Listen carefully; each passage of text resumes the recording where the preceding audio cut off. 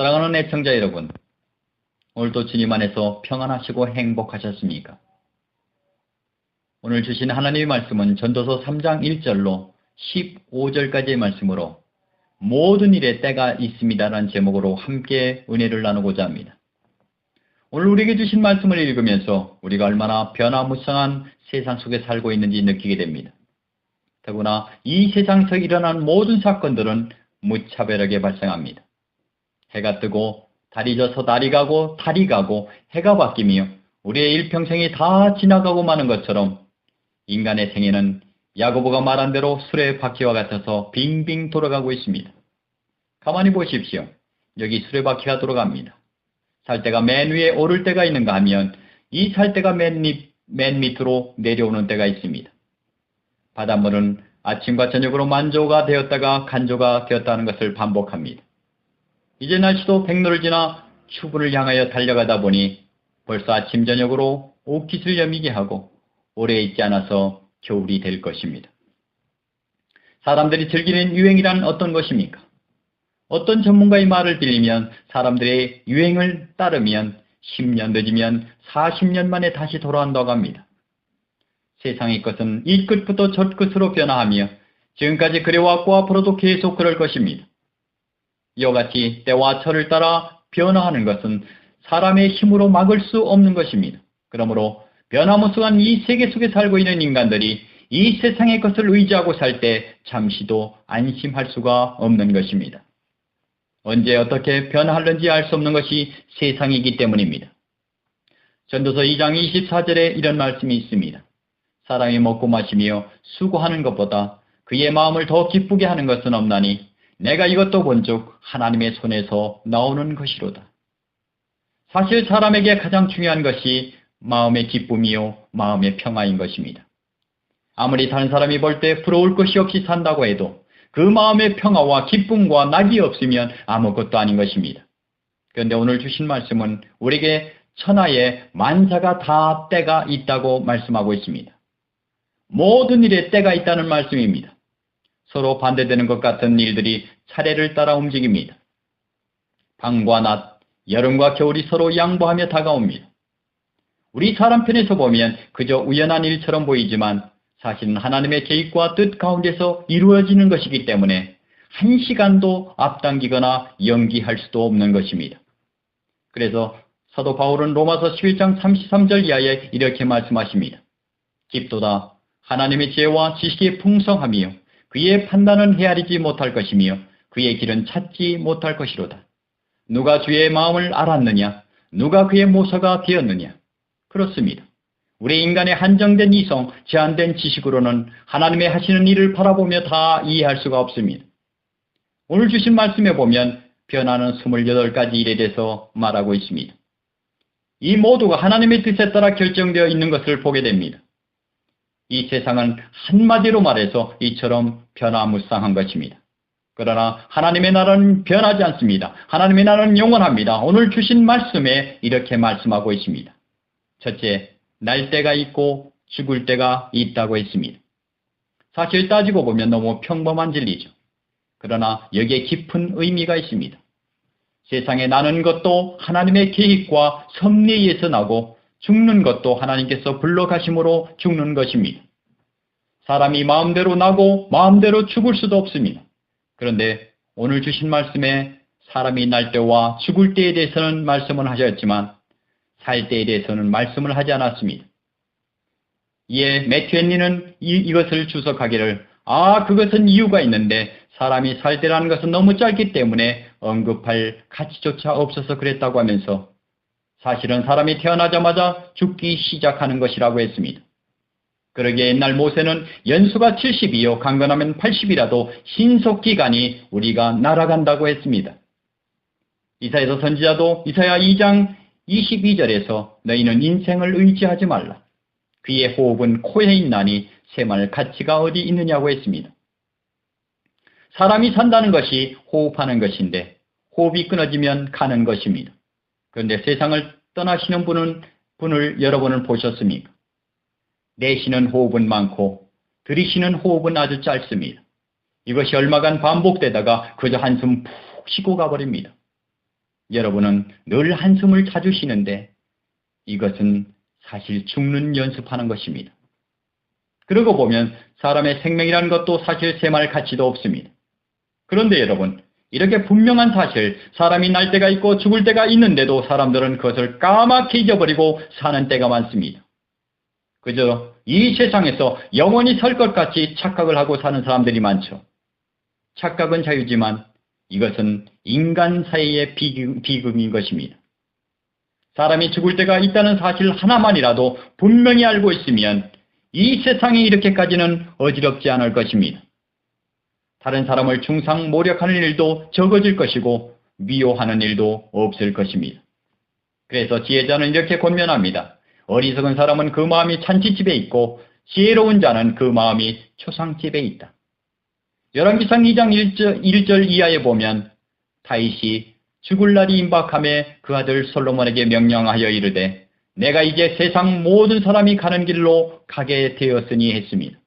그렇습니다. 세상 모든 사람들이 가는 길이 있습니다. 왕도 가고 대통령도 가고 수상도 갑니다. 학자도 가고 재벌도 가고 미인도 갑니다. 가난한 사람도 가고 사랑하는 사람도 갑니다. 누구나 예외가 없습니다. 이것은 분명한 사실입니다. 그래서 히브리서 9장 27절에 보면 한 번 죽는 것은 사람에게 정해진 것이요 그 후에는 심판이 있으리니 했습니다. 여기서 꼭 한 가지 기억하고 지나갈 것이 있습니다. 우리가 죽는 것은 다 아는 사실인데 그 후에는 반드시 심판이 있다는 사실입니다. 그러므로 이 세상에 사는 날이 얼마나 될지 모릅니다. 그러나 우리가 행한 모든 일에 대한 심판이 있다는 사실을 생각하며 살아야 합니다. 장사하는 사람은 물건 하나를 사도 이것을 사면 얼마의 이윤이 있겠나 하면서 생각하며 삽니다. 젊은 사람들이 흔히 좋아하는 사람들끼리 만나 사귈 때도 요즘은 너무 계산적이어서 내가 이 사람을 만나고 교제하고 결혼하게 되면 내가 얻어지는 것이 무엇일까 생각하며 교제하는 경우가 많습니다. 그런데 여러분, 우리가 무엇을 하든지 자유지만 심판을 생각하며 살아야 합니다. 내가 이렇게 하면 나중에 하나님의 심판 앞에서 어떻게 될까 하고 말입니다. 그리고 여기에 보니 심을 때가 있고 심은 것을 뽑을 때가 있다고 했습니다. 가나안 땅에 이스라엘 민족을 심듯이 하나님께서 한 민족을 심을 때가 있습니다.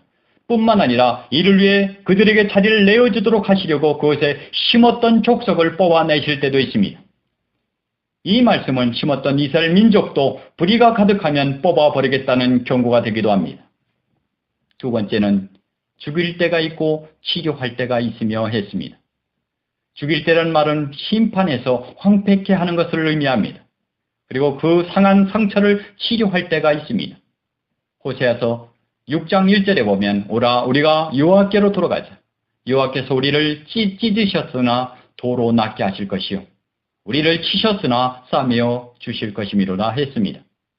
모세는 이렇게 기도했습니다. 우리를 괴롭게 하신 날수대로와 우리가 화를 당한 연수대로 우리를 기쁘게 하소서. 하나님은 불의를 미워하며 죽이십니다. 그러나 불의한 자라도 돌아오고 회개하면 매맞아서 상처난 것을 치료해 주십니다. 그러므로 하나님께 돌아오면 됩니다. 그리하면 위로해 주십니다. 치료해 주십니다. 아버지를 멀리 떠났던 아들이 형편없게 되었습니다. 그러다 그날 그냥 있으면 죽을 지경이 되었습니다. 그러나 그 아들은 정신이 들어 그의 불의를 버리고 아버지께로 돌아왔습니다. 아버지는 돌아온 아들을 사랑으로 용서해 주시고 싸매어 주셨습니다. 이것이 아버지 하나님의 사랑인 것입니다. 그러므로 우리가 잘못되었다고 해서 깨닫고 지체하지 말고 돌아오면 사는 것입니다. 고단하고 지친 영혼이 있습니까? 영혼에 매를 맞아 죽을 지경에 있는 분이 계십니까? 지금 곧 아버지 하나님께로 나오십시오. 그가 치료해 주실 줄 믿습니다. 세 번째는 울 때가 있고 웃을 때가 있으며 슬퍼할 때가 있고 춤출 때가 있다고 했습니다. 여기 우는 것과 슬퍼하는 것이 웃을 때와 춤출 때보다 먼저 나오는 것은 의미가 있는 표현입니다. 시편에 말씀한 것처럼 눈물을 흘리며 씨를 뿌릴 때 기쁨으로 단을 거둘 수 있기 때문입니다. 예수님도 애통하는 자는 복이 있나니 저희가 위로를 받을 것이며 라고 했습니다. 하나님께서 우리에게 눈물을 요구하실 때가 있습니다. 이때는 눈물을 흘려야 기쁨의 날이 임하는 것입니다. 사도행전에 보면 베드로의 설교 중에 이런 대목이 나옵니다. 그러므로 너희가 회개하고 돌이켜 너희 죄 없이함을 받으라. 이같이 하면 새롭게 되는 날이 주 앞으로부터 이를 것이요 했습니다. 그렇습니다. 우리는 자신이 범한 죄 때문에 누가 쫓아오는 사람이 없어도 도망가는 불안과 초조의 심정으로 지낼 것이 아니라 통회하며 눈물로 자복하고 죄에서 돌이켜 죄 씻음을 받으면 하나님께부터 기쁨이 임하게 되는 것입니다. 죄악 벗은 우리 영혼은 기뻐 뛰며 주를 보겠네. 찬송가 524장에 있는 이 말씀과 꼭 같습니다. 내 죄 때문에 가슴 아파하며 눈물 흘리며 슬퍼할 때 하나님이 우리의 죄를 용서해 주심으로 기뻐하게 됩니다. 이 얼마나 큰 축복입니까? 세상에 살 때 죄 때문에 눈물 흘리면 소망이 있습니다. 우리 영혼이 구원을 받습니다. 그러나 죄를 범하고 죄 때문에 슬퍼하지 않으면 죽은 후에 심판 때에 형벌 받는 곳에 가서 슬피 울며 이를 갈게 될 것입니다. 그때는 아무리 울어도 아무리 슬퍼해도 소용이 없습니다. 네 번째로는 돌을 던져버릴 때가 있고 돌을 거둘 때가 있으며 안을 때가 있고 안을 일을 멀리 할 때가 있으며 했습니다. 일반적으로 돌을 던질 때는 군의 요새를 다 철거해버리고 흩어진 돌들을 던질 때 말하자면 하나님께서 국경에 평화를 주셔서 더 이상 돌들이 필요하지 않는 평화의 시대가 오는 것을 의미하는 것입니다. 그러나 성곽을 쌓기 위하여 돌을 거둘 때가 있습니다. 이때는 전쟁을 준비할 때입니다. 하나님을 의지하고 그 말씀을 따라 살면 돌을 던지고 평화를 유지하며 살 수 있지만 하나님을 떠나면 돌을 걷어들일 수밖에 없습니다. 안을 때가 있고 안는 일을 멀리 할 때가 있습니다. 친구 사이에 진실이 있을 때는 안을 때입니다. 부부 사이에 사랑이 있을 때는 안을 때입니다. 정부와 국민 사이에는 신뢰가 있을 때 안을 때입니다. 하나님과 사람 사이에는 믿음이 있을 때가 안을 때인 것입니다. 그런데 친구 사이에 진실성이 없어질 때 안는 일은 멀어집니다. 국민이 정부를 불신할 때 국민이 등을 돌립니다. 사람이 하나님에 대한 믿음이 없을 때 하나님과 멀어지고 마는 것입니다. 이것은 비극인 것입니다. 다섯 번째로 찾을 때가 있고 잃을 때가 있으며 지킬 때가 있고 버릴 때가 있다고 했습니다. 우리가 세상을 살아가는 동안에 기회는 몇 번 있는데 이를테면 모든 경영하는 것이 잘 되어 기회가 미소를 짓는 때가 있습니다. 몸은 건강합니다. 하는 일이 잘 되어 돈이 잘 벌립니다. 사업은 날로 번성합니다. 계급은 승진합니다. 모든 것을 찾을 때인 것입니다. 그런데 우리가 사는 이 세상은 찾을 때만 있고 지킬 때만 있는 것은 아닙니다. 찾은 것을 잃을 때가 있습니다. 지키는 것, 애써 모은 것, 아끼는 것, 좋아하는 것을 버릴 때가 있습니다. 그러므로 지혜 있게 살아야 하는 것입니다. 우리도 언젠가는 가지고 있던 것, 그렇게 열심히 찾던 것, 지키느라 애쓰던 것 다 버리고 일어날 때가 있습니다. 여러분, 잠시 여러분의 삶을 멈추고 하늘을 바라볼 수 있는 여유를 찾으십시오. 영원한 인생을 살 것처럼 현실에 급급하여 눈뜬 봉사처럼 기머거리처럼 살지 마시고 주님을 바라보십시오. 말씀 위에 바로 서십시오. 말씀을 통해 하나님의 길을 찾아 보이는 세상뿐만 아니라 보이지 않는 세상을 바라보는 참 소망을 바라보는 믿음의 사람이 되기를 주님의 이름으로 축원합니다.